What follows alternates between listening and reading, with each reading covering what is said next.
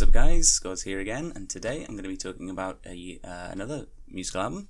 I'm talking about the new album from a band called Diet Sig, called Swear I'm Good at This. Now I'll do a bit more of a close-up on that. But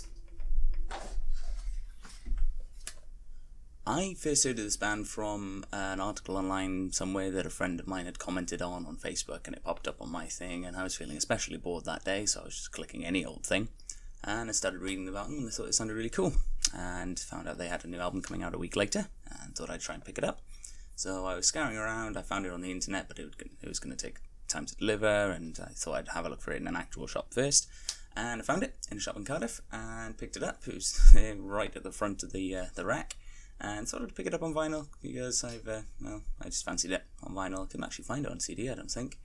I'm not sure I looked, but I thought I'd pick it up, and I've just been entranced with it since. I heard a few tracks online before I decided to pick it up, and I just had this one song running through my head for a good 5 days solid before the album came out. So I think the day or the day after the album was released, I went and had a look and found it, and I'm very glad I did. It's a very, very good album. It's been described, and I described it myself as well, as feminist post-punk. No. It's been described, and I described it myself, as feminist pop punk, and it's really good. It's really, really great. It's kind of different to other kind of punk and feminist punk in that it's not as brash in your face and kind of angry about it. It's a lot more kind of stripped back, a lot more kind of raw.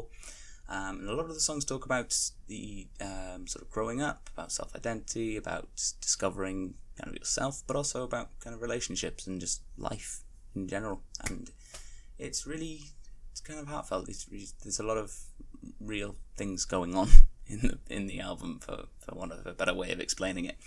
I can't really think of any bands that I listen to a lot of that I could say fans of this band would really like this album, because I don't really listen to a lot of things in this kind of area of music. I tend to listen to a lot of rock, a lot of metal, some rap, I've got quite a wide range of things I listen to, but I can't really think of anything off the top of my head that I could really liken this to.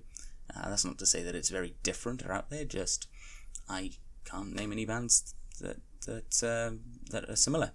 But I would definitely recommend going and listening to a few tracks if you're into.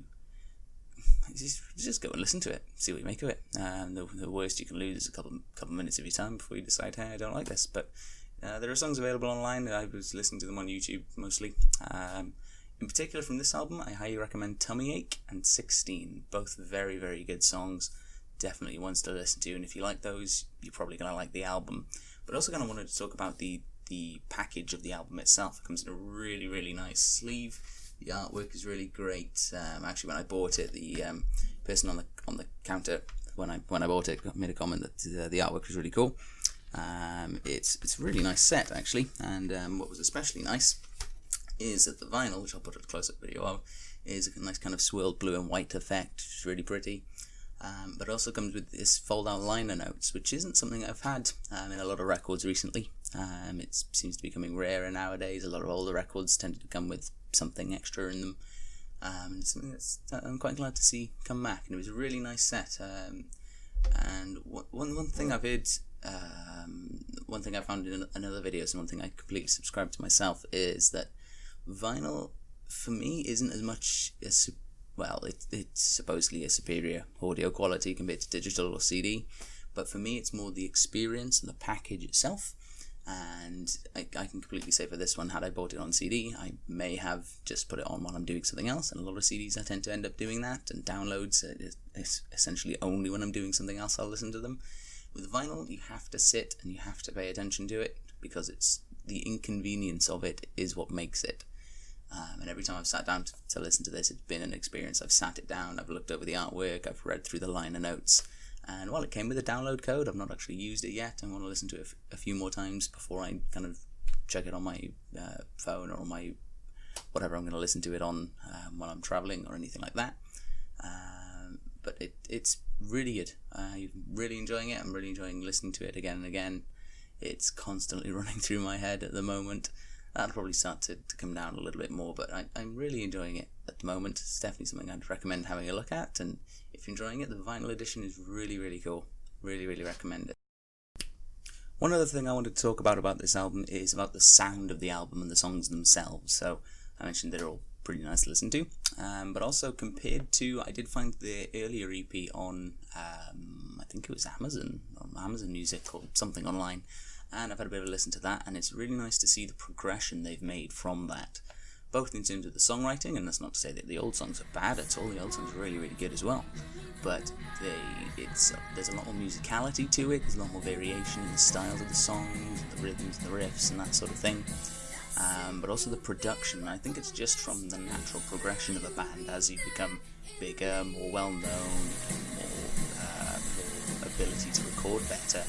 And recording this album is really, really good. Really loving the production on it. There are layers where they need to be. It's stripped back when there doesn't need to be anything extra. And the whole dynamicism of the album is really, really good. It just really makes for a really nice listening experience, whereas some bands you get a lot of the same songs one after the other. This one, there's a really nice dynamic across the album, which makes it a really nice thing to sit and listen to for, I think it's about 40 minutes, so I wouldn't say it's more than an hour. I haven't actually timed it, because who times themselves listening to records, really? So I hope you guys have enjoyed this. I'm hoping to do some more reviews of things in the future. I've got a couple of ideas in mind. But if you can think of anything that you would describe this as, if you can think of any bands that are similar to this that you could recommend other people, if they're a fan of that band, you might like this, put it in the comments, do whatever, and I will catch you next time.